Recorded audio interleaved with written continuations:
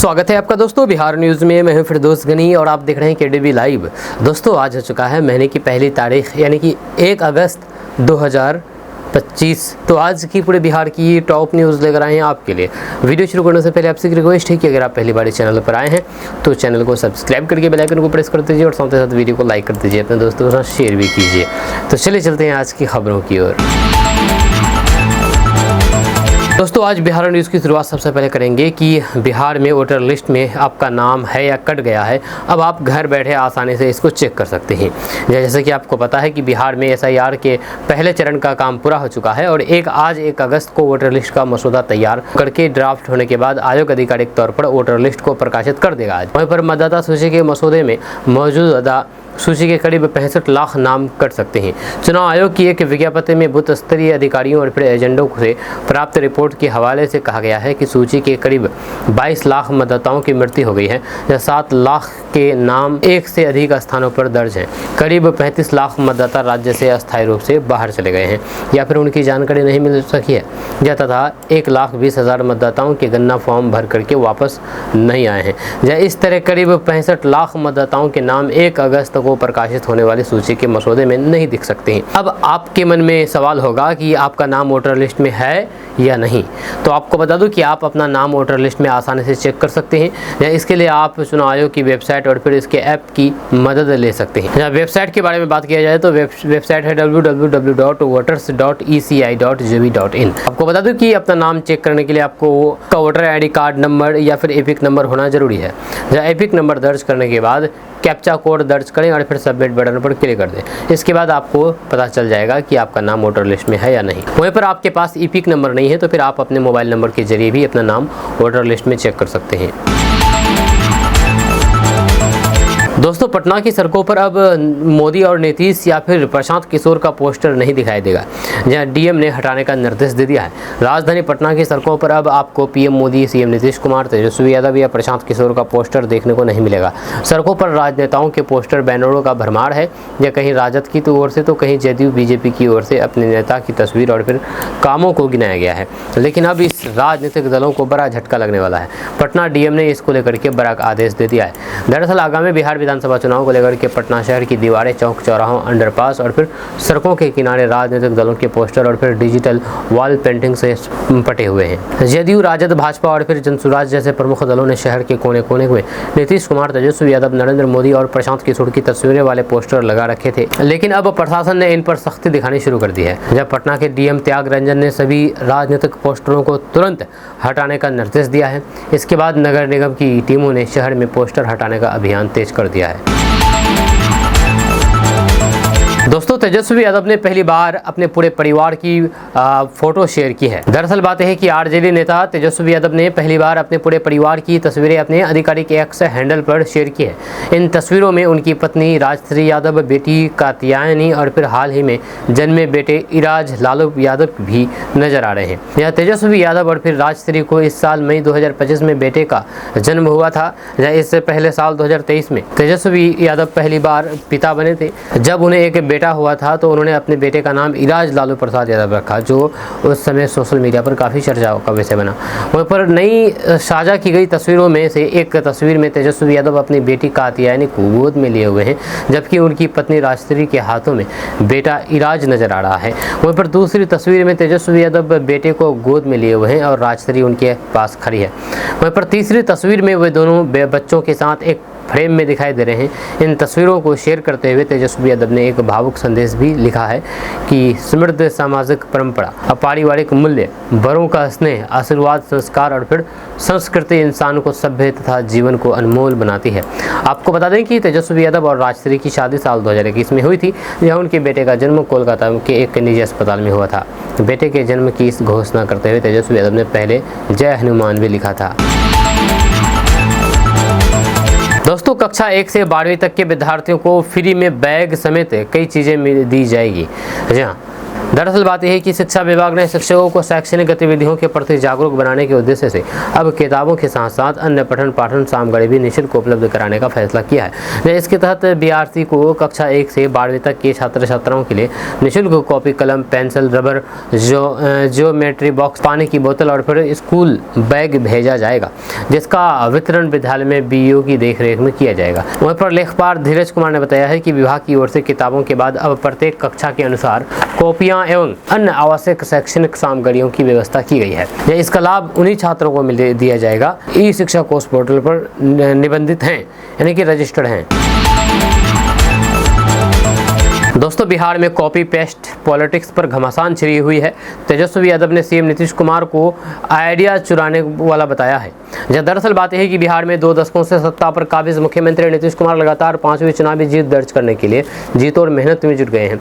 विधानसभा चुनाव की गहमागहमी को देखते हुए सीएम नीतीश कुमार एक बार फिर से एक बड़े राजनीतिक दावा चल रहे हैं। बिहार में अपने राजनीतिक समीकरण को दुरुस्त करने के लिए नीतीश कुमार ने मुफ्त बिजली और फिर 1 करोड़ युवाओं को नौकरी देने के बाद अब बिहार में आशा ममता कार्यकर्ताओं का मानदेय बढ़ाने का ऐलान किया है। मुख्यमंत्री नीतीश कुमार ने सोशल मीडिया के जरिए घोषणा की है कि उन्होंने आशा और फिर मान्यता प्राप्त सामाजिक स्वास्थ्य कार्यकर्ताओं का मानदेय समेत मानदेय 3 गुना बढ़ाने का फैसला किया है। जहाँ आशा कार्यकर्ताओं का मानदेय 1000 से बढ़ा करके 3000 रुपये किया जाएगा और ममता कार्यकर्ताओं को प्रति परसों 300 रुपये की जगह 600 रुपये प्रोत्साहन राशि दी जाएगी।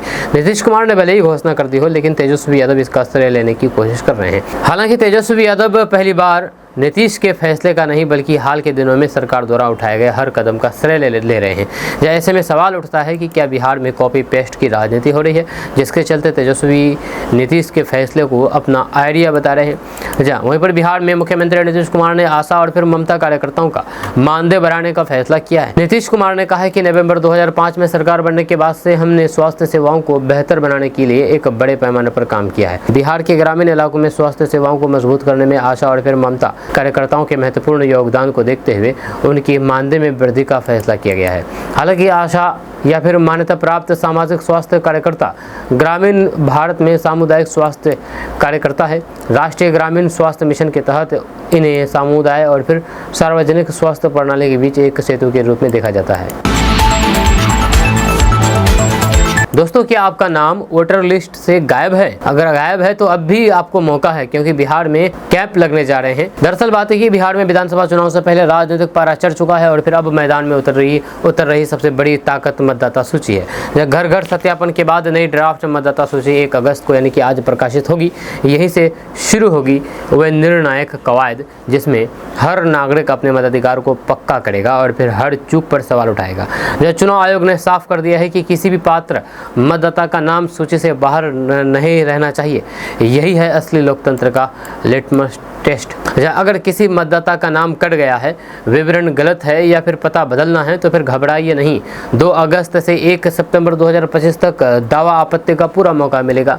इस 1 महीने की अवधि में राज्य भर में विशेष कैंप लगाए जाएंगे। प्रखंड सह अंचल कार्यालयों से लेकर के शहरी निकायों की कार्यपालक पदाधिकारी कार्यालय, नगर पंचायत, नगर परिषद और फिर नगर निगम के अंचल कार्यालय, हर जगह लोकतंत्र का काउंटर खुलेगा। सुबह 10 बजे से शाम 5 बजे तक सोमवार से रविवार बिना छुट्टी के लगातार सेवा रहेगा। ये सिर्फ औपचारिकता नहीं बल्कि मिशन मोड का ऑपरेशन है, जहाँ हर कैंप में संबंधित जिले का कोई भी मतदाता आवेदन कर सकेगा और फिर हर आवेदन की पावती अनिवार्य रूप से दी जाएगी। यानी कि आपकी आवाज़ दर्ज होगी और फिर उसका रिकॉर्ड भी। जो आवश्यक दस्तावेज और फिर तस्वीर वहीं जमा की जा सकती है ताकि प्रक्रिया तेज हो। वहीं पर बुजुर्गों और फिर दिव्यांगों के लिए तो खास इंतजाम, बूथ लेवल ऑफिसर घर घर जाकर के आवेदन लेंगे। ये सिर्फ सुविधा नहीं बल्कि मताधिकार की गरिमा का सम्मान है। वहीं पर ड्राफ्ट सूची में नाम शामिल ना हो। दोस्तों, बिहार में 7000 से अधिक महिलाएं लघु उद्यमी बनी हैं। यह सरकार ने 100 करोड़ रुपए दिए हैं बिहार की महिलाओं को। यह बिहार सरकार बिहार के युवाओं और फिर महिलाओं को आत्मनिर्भर बनाने की दिशा में लगातार कदम उठा रही है। इसी कड़ी में मंगलवार को अधिवेशन भवन में बिहार लघु उद्यमी योजना के तहत वित्तीय वर्ष 2024-25 के लिए 1 दिवसीय उन्मुखीकरण कार्यक्रम और फिर प्रथम किस्त वितरण समारोह का आयोजन किया गया। इस दौरान 20,106 लाभुकों को 50-50 हजार रुपए की प्रथम किस्त के रूप में कुल 100 करोड़ रुपए की राशि वितरित की गई गई, जिसमें 7,039 महिला लाभुक शामिल है। वहीं पर बिहार सरकार की ओर से यह योजना उन नवाचारियों, महिलाओं और फिर युवाओं के लिए शुरू की गई है जो स्वरोजगार के जरिए आत्मनिर्भर होना चाहते हैं। जब बिहार सरकार ने इस योजना की शुरुआत साल 2024 में की थी, जहाँ इसका उद्देश्य जाति आधारित गणना में चिन्हित आर्थिक रूप से कमजोर परिवारों को स्वरोजगार के लिए आर्थिक मदद देना है। इस योजना के तहत लाभुकों को उनके व्यवसाय को स्थापित करने के लिए 2 लाख रुपए तक की अनुदान राशि 3 किस्तों में दी जाती है। इसका लाभ 18 से 50 साल आयु वर्ग के ऐसे अस्थायी निवासियों को मिलता है जिनकी मासिक पारिवारिक आय 6,000 या फिर वार्षिक 72,000 रुपये से कम है। आवेदकों को 61 चिन्हित परियोजनाओं में से किसी एक का चयन करना होता है। वहीं पर बिहार सरकार के उद्योग मंत्री नीतीश मिश्रा ने कहा कि बिहार लघु उद्यमी योजना युवाओं और फिर महिलाओं के लिए आत्मनिर्भरता की दिशा में एक सशक्त माध्यम है। यह योजना न केवल रोजगार सृजित कर रही है बल्कि बिहार को आर्थिक रूप से मजबूत भी बना रही है। जहाँ हमारा लक्ष्य है कि बिहार का हर योग्य नागरिक इस योजना से लाभ उठाएं और फिर स्वरोजगार की मुख्य धारा से जुड़ें। दोस्तों, बिहार में अब छात्राएं भी फ्री में जेईई नीट की तैयारी कर सकेंगे। जी हाँ, दरअसल बात यह है कि बिहार सरकार की ओर से कस्तूरबा गांधी बालिका आवासीय विद्यालयों में पढ़ने वाले छात्रों को अब जेईई और फिर नीट जैसी प्रतियोगी परीक्षाओं की फाउंडेशन और फिर एडवांस स्तर की तैयारी बिल्कुल भी निःशुल्क कराई जाएगी। इसके लिए राज्य के 232 कस्तूरबा गांधी विद्यालयों में पढ़ने वाले कक्षा 9वीं से 12वीं तक की 23,200 छात्रों को लाभ मिलेगा। इस पहल के तहत प्रत्येक विद्यालय के छात्रावास में स्मार्ट टीवी लगाए जाएंगे, जिनके माध्यम से छात्रों को आधुनिक तकनीक आधारित शिक्षा दी जाएगी। जय शिक्षा विभाग ने इस योजना के लिए 3 करोड़ 48 लाख रुपए की प्राथमिक स्वीकृति और राशि की अवमुक्ति भी कर दी है। ऐसे में अगर आप भी फ्री में पढ़ना चाहते हैं, जेईई नीट की तैयारी करना चाहते हैं, तो ये आपके लिए अच्छी खासी खबर है और आपके लिए एक अच्छा मौका है। दोस्तों, TRE 4 वाले शिक्षक अभ्यर्थी अब तैयार हो जाएं, क्योंकि शिक्षा मंत्री सुनील कुमार ने बता दिया है कि 1 सप्ताह से 10 दिन में काम शुरू हो जाएंगे। 2025 के बिहार विधानसभा चुनाव से पहले नीतीश सरकार जनता के लिए जहां पर लगातार घोषणा कर रही है, तो वहीं पर दूसरी ओर नौकरियों को लेकर भी सरकार एक्टिव मोड में है। 16 जुलाई को ही मुख्यमंत्री नीतीश कुमार ने एक्स पर पोस्ट करके शिक्षक बहाली के चौथे चरण को जल्द ही लेने का निर्देश दिया था। अब शिक्षा मंत्री सुनील कुमार ने बहाली को लेकर के क्या कुछ कहा, ताज़ा अपडेट किया है, उसकी जानकारी दे दिए। वहीं पर 1 सप्ताह से 10 दिनों के अंदर TRE 4 की बहाली के लिए BPSC को सूची भेजी जाएगी। यह चौथे चरण के तहत चुनाव से पहले करीब 1,60,000 नए शिक्षकों की बहाली की प्रक्रिया शुरू हो जाएगी। वहीं पर बहाली को लेकर के शिक्षा मंत्री सुनील कुमार ने कहा कि हम लोग जल्द निर्णय ले लेंगे कि TRE 4 की शिक्षक बहाली में किन किन विषयों में एग्ज़ाम लेने हैं और फिर किन किन विषयों में शिक्षकों की कमी है। इसकी सूची हम लोग अगले 1 सप्ताह से 10 दिन में बिहार लोक सेवा आयोग को भेज देंगे। दोस्तों, आरजेडी विधायक भाई वीरेंद्र और पंचायत सचिव संदीप कुमार के बीच हुई कहासुनी का ऑडियो वायरल होने के बाद मामले ने तुल पकड़ लिया है। जहां मामले में पंचायत सचिव संदीप कुमार ने भाई वीरेंद्र पर SC/ST एक्ट के तहत मामला दर्ज कराया है।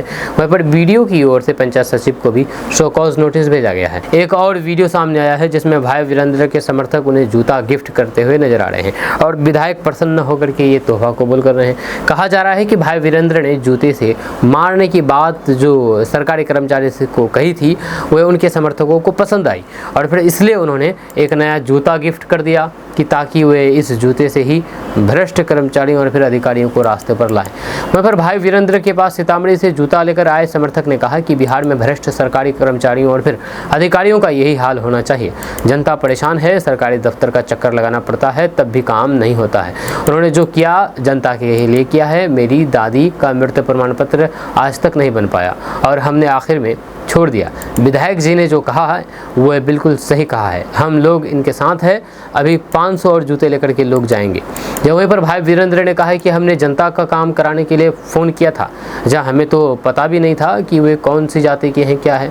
जहाँ हम किसी को जूता मारने वाले लोग नहीं हैं, हम कानून का पालन करने वाले लोग हैं। कानून का पालन करने वाले किसी को जूता नहीं मारता है।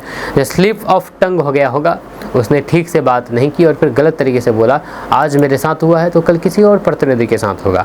कोई बोलता नहीं है। जब कई लोग ने फ़ोन पर के कहा कि आपने जो किया है ठीक किया है, कोई जाति सूचक शब्द नहीं बोला है, हम लोग सब आपके साथ हैं। दरअसल बात यह है कि आपको बता दूं कि मनेर से आरजेडी विधायक भाई वीरेंद्र ने अपने क्षेत्र के पंचायत सचिव संदीप कुमार को एक महिला के पति का मृत्यु प्रमाण पत्र बनवाने के लिए फ़ोन किया था।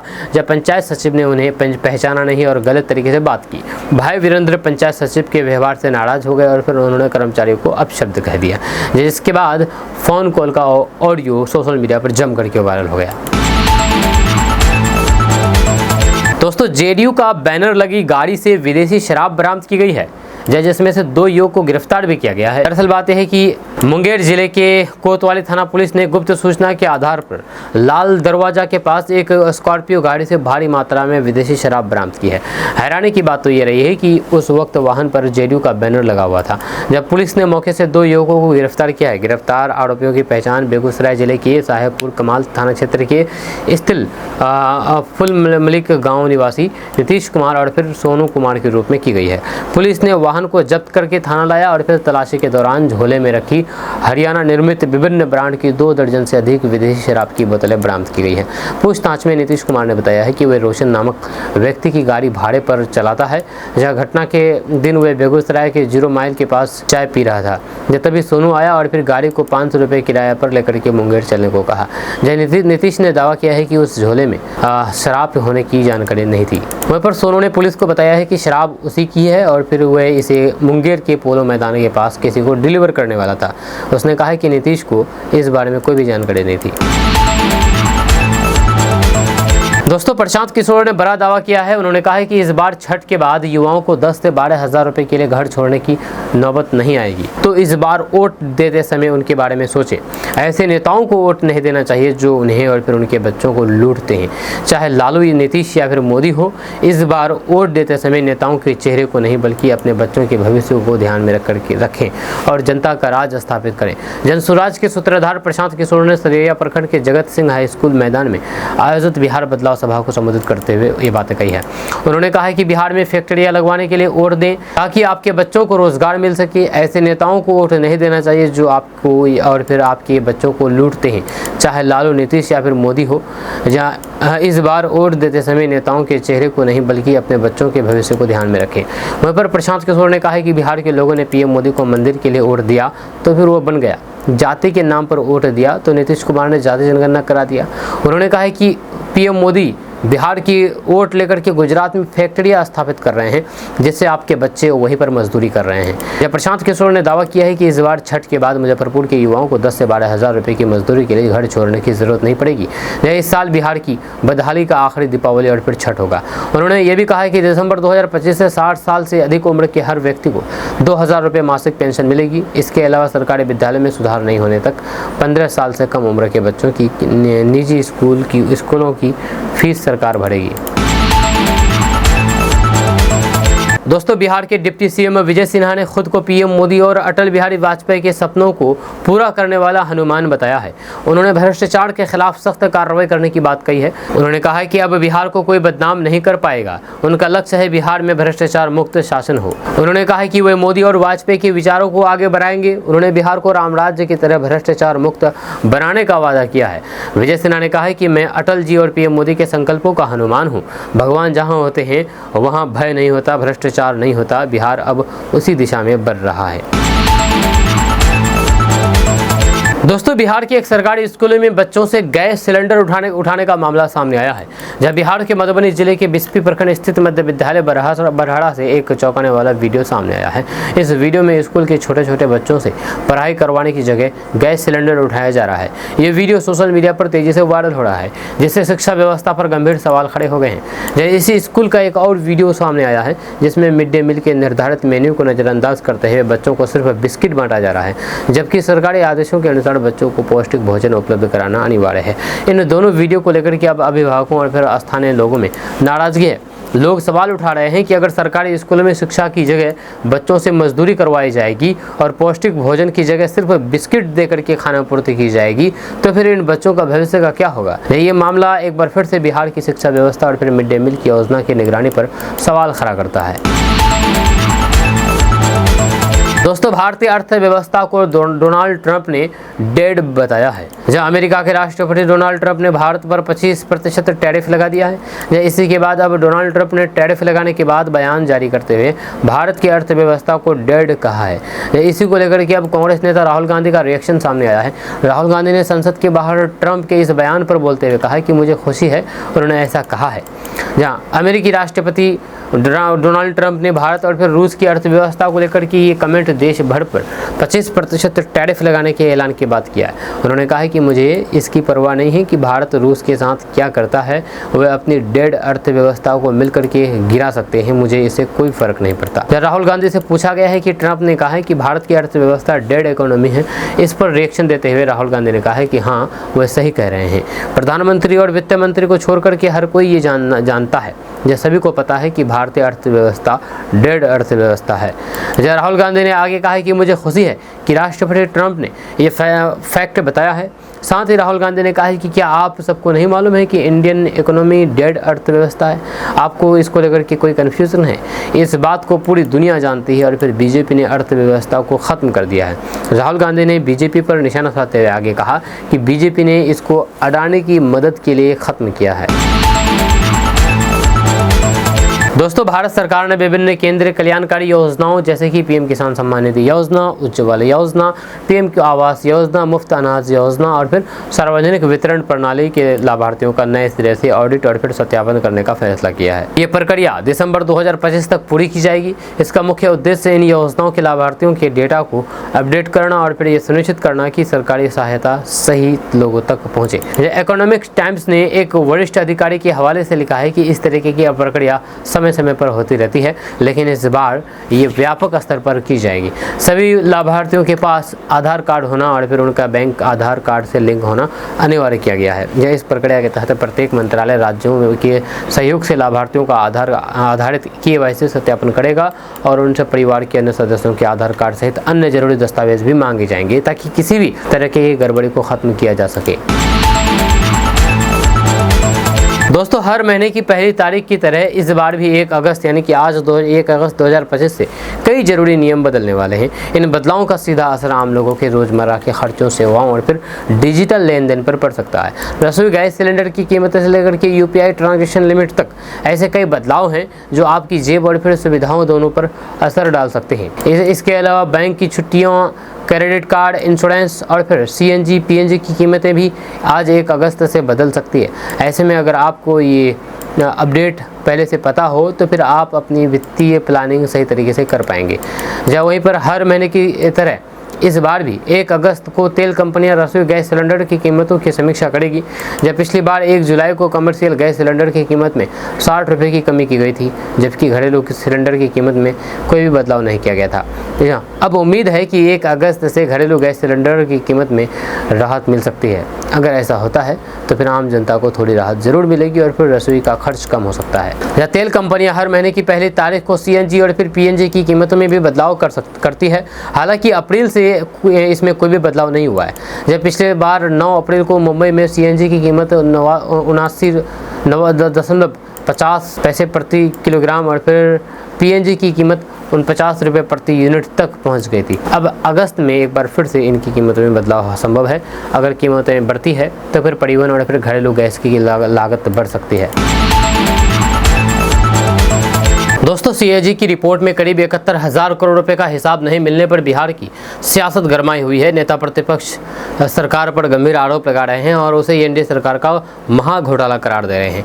हालांकि तेजस्वी के आरोपों का जवाब देते हुए बिहार के डिप्टी CM सम्राट चौधरी ने उल्टे इसका ठेकरा तेजस्वी यादव के सिर पर फोड़ दिया है और कहा है कि जिस वक्त का ये मामला है उस वक्त बिहार में महागठबंधन की ही सरकार थी। दरअसल CAG की रिपोर्ट में 70,877 करोड़ रुपए की परियोजनाओं की उपयोगिता प्रमाण पत्र लंबित पाए गए हैं। जैसे ये स्पष्ट नहीं हो पाया है कि ये राशि वास्तव में आवंटित सरकारी योजनाओं पर खर्च हुई है या फिर नहीं।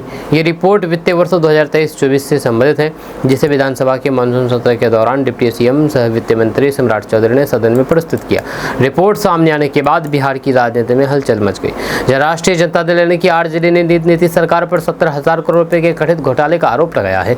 तेजस्वी यादव और उनकी पार्टी ने इस मुद्दे को चुनावी साल में बड़ा राजनीतिक हथियार बना लिया है। इस आरोप पर पलटवार किया है। उन्होंने पटना में प्रेस कॉन्फ्रेंस करके कहा है कि ये मामला उस समय का है जब तेजस्वी यादव खुद डिप्टी CM थे। उन्होंने आरोप लगाया है कि तेजस्वी को सही जानकारी नहीं है और वे अपनी ही सरकार की विफलताओं को उजागर कर रहे हैं। जहाँ सम्राट चौधरी ने यह भी दावा कर दिया है कि महालेखाकार के समक्ष हर खर्च का हिसाब दिया जा रहा है। दोस्तों, बिहार में अवैध बालू की खनन को रोकने के लिए नीतीश सरकार के द्वारा कई नियम और फिर फरमान जारी किए जा रहे हैं। इसी कड़ी में डिप्टी सीएम ने बड़ा आदेश दे दिया है। डिप्टी सीएम विजय कुमार सिन्हा ने कहा कि अब बालू घाटों की नीलामी टुकड़ों में होगी। बिहार में खाली पड़े और सरेंडर किए गए बालू घाटों की छोटे छोटे हिस्सों में नीलामी कराने का निर्णय लिया है। उप मुख्यमंत्री विजय कुमार सिन्हा ने इसको लेकर के जिला खनन पदाधिकारी को निर्देश जारी किया है। जहाँ सरकार का मानना है कि बालू घाटों के लंबे समय तक खाली रहने से रास्तों का भारी नुकसान हो रहा है और अवैध खनन को भी बढ़ावा मिल रहा है। ऐसे में अब बड़े घाटों की बजाय उन्हें छोटे टुकड़ों में बांट करके नीलाम किया जाएगा ताकि स्थानीय इच्छुक लोग भी इसमें भाग ले सकें और फिर घाटों का संचालन शुरू हो सके।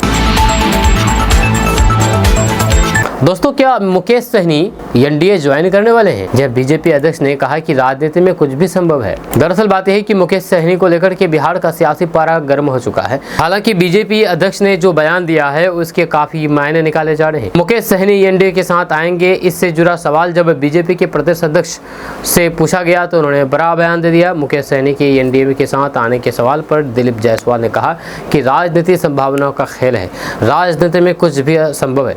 बीजेपी अध्यक्ष ने यह बयान तब दिया जब बीजेपी की ओर से मिलन समारोह का आयोजन किया गया था और बुद्धिजीवी समाज से जुड़े हुए कई लोगों ने बीजेपी का दामन थामा। वहीं पर बीजेपी अध्यक्ष डॉक्टर दिलीप कुमार जायसवाल ने कहा कि यूपी से भी 2 लड़के निकले थे, लेकिन क्या हाल हुआ सभी जानते हैं। दवा लाते लाते बहुत देर कर दी, जनता इस बात को समझ चुकी है। नीतीश कुमार के नेतृत्व में एनडीए की सरकार काम कर रही है। गाँव-गाँव में बिजली बिल 0 होने जा रही है, पेंशन की राशि बढ़ा दी गई है, आशा ममता बहन का मानदेय बढ़ा है, डोमिसाइल नीति के तहत 100% आरक्षण महिलाओं को दिया गया है।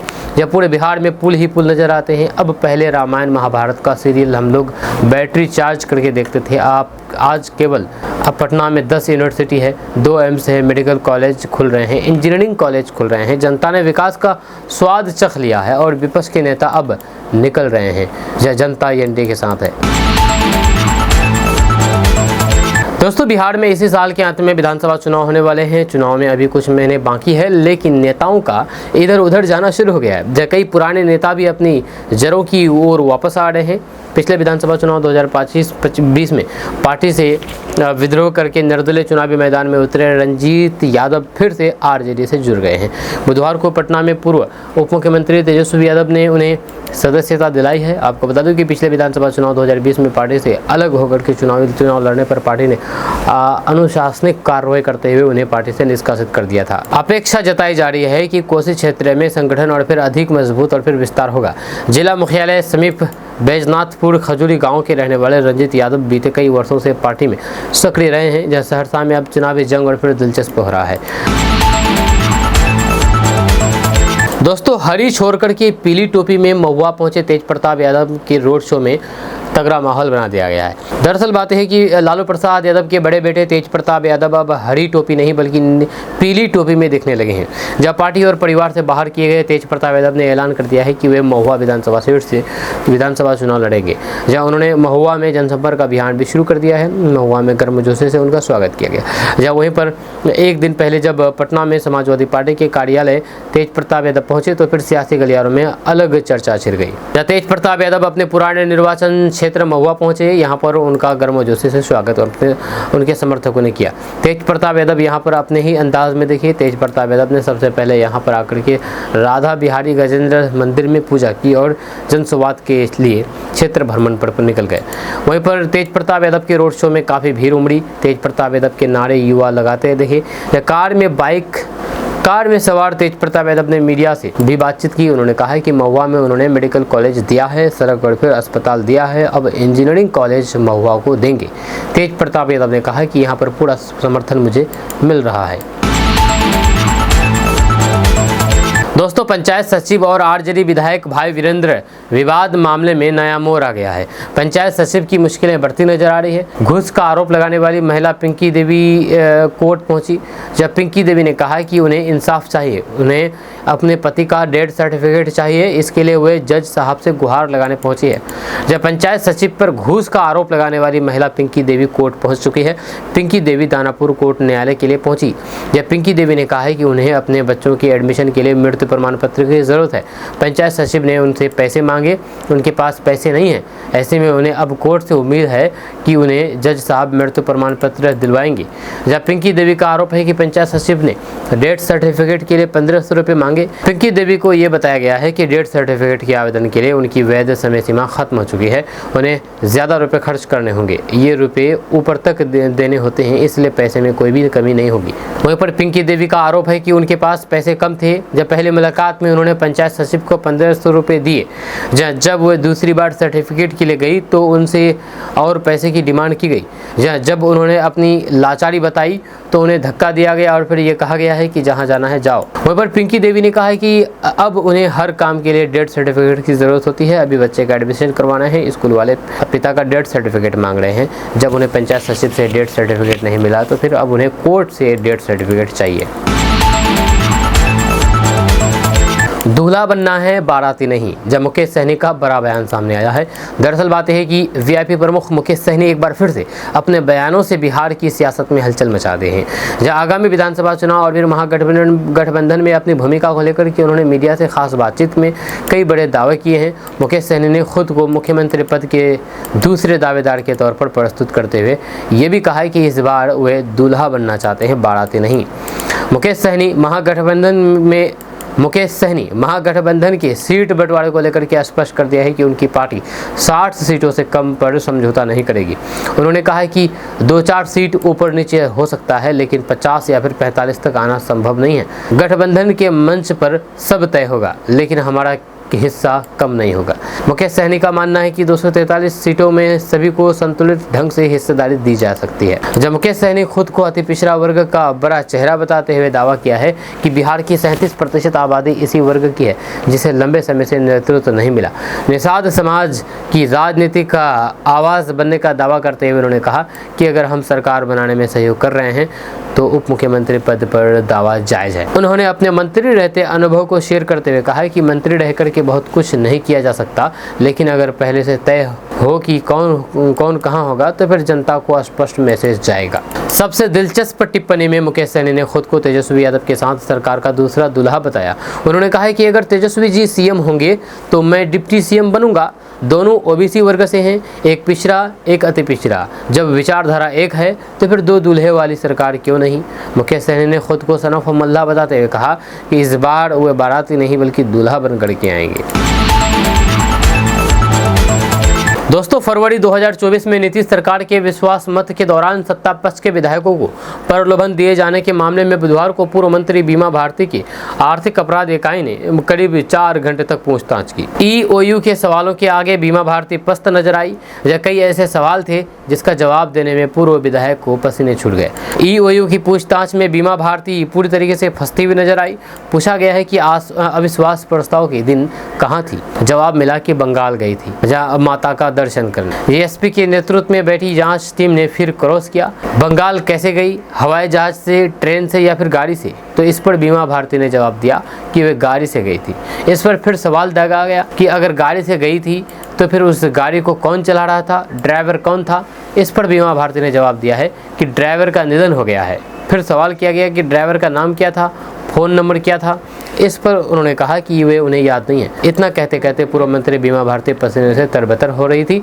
जब जांच टीम ने घेरते हुए बीमा भारती से पूछा कि आप बंगाल नहीं बल्कि झारखंड के हजारीबाग और फिर अन्य जगहों पर गई थी, बाकायदा प्रमाण है? इस पर उन्होंने कहा कि वे बंगाल गई थी, हो सकता है कि 1-2 दिन आगे पीछे का दिन हो, इतना उन्हें याद नहीं है। वहीं पर ईओयू के अधिकारियों ने बीमा भारती से कई अन्य सवाल पूछे। इस दौरान बीमा भारती पूरी तौर पर तनाव में दिखी।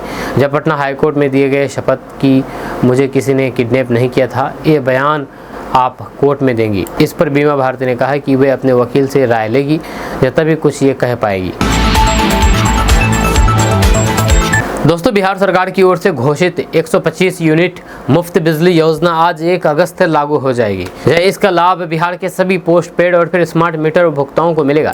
जब बिहार मंत्रिमंडल ने 18 जुलाई को इस योजना को मंजूरी दी थी, जिसके तहत उपभोक्ताओं को जुलाई महीने से ही 125 यूनिट तक बिजली मुफ्त दी जाएगी। लेकिन इस योजना का वास्तविक लाभ उपभोक्ताओं को अगस्त से मिलना शुरू हो जाएगा, यानी कि आज से। मुख्यमंत्री विद्युत उपभोक्ता सहायता योजना के तहत बिहार के करीब 1,86,00,000 उपभोक्ताओं को 125 यूनिट तक की 100% सब्सिडी वाले मुफ्त बिजली दी जाएगी। करीब 60 लाख स्मार्ट प्रीपेड मीटर उपभोक्ताओं को इसका लाभ मिलेगा। आंकड़ों के मुताबिक बिहार में 1,67,00,000 उपभोक्ता ऐसे हैं जो कि प्रति माह औसतन 125 यूनिट या फिर उससे कम बिजली का उपयोग करते हैं। दोस्तों, पटना मेट्रो रेल परियोजना के उद्घाटन की तारीख में बदलाव हुआ है। पहले पटना मेट्रो 15 अगस्त को उद्घाटन होना था, लेकिन अब 23 अगस्त को किया जाने वाला है। शुरुआती चरण में मेट्रो सेवा 5 के बजाय 3 स्टेशनों से ही शुरू होगी, क्योंकि तकनीकी और फिर परिचालन तैयारियों को अंतिम रूप देने में समय लग रहा है। जब PMRC और फिर दिल्ली मेट्रो रेल कॉरपोरेशन ने पुष्टि की है कि बेरिया मेट्रो स्टेशन से रामचक बेरिया डिपो तक 6.49 किलोमीटर के प्राथमिक कॉरिडोर पर ट्रायल रन सफल रहा।